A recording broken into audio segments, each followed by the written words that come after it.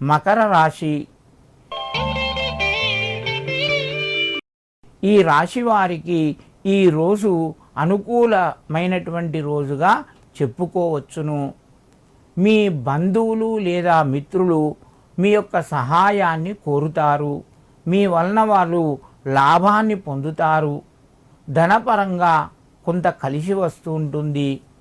కుటుంబ పరంగా సహాయ సహకారాలు మీకు లభిస్తాయి. మకర రాశి వారు ఈరోజు సూర్య భగవానుణ్ణి నమస్కరించుకోవడం లేదా శ్రీ వెంకటేశ్వర స్వామి దేవాలయానికి వెళ్ళి నమస్కరించుకోవడం వలన వాళ్ళకు మరింత శుభయోగం చేకూరుతూ ఉంటుంది. కుంభరాశి. ఈ రాశి వారికి ఈరోజు మధ్యమ స్థాయి ఫలితాలు ఉంటాయి.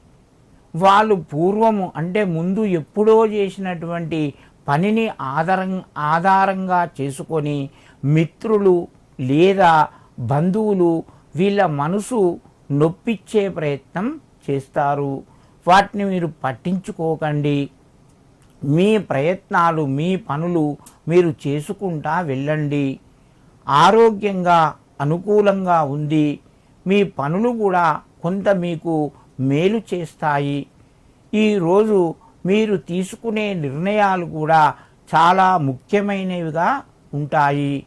కుంభరాశి వారు ఈరోజు శివాలయానికి వెళ్ళినా లేదా శివుని మీద కొంచెం బిల్వదళం పెట్టి మారేడు పత్రి పెట్టి నమస్కరించిన మీకు మరింత శుభయోగం కలుగుతూ ఉంటుంది. మీనరాశి.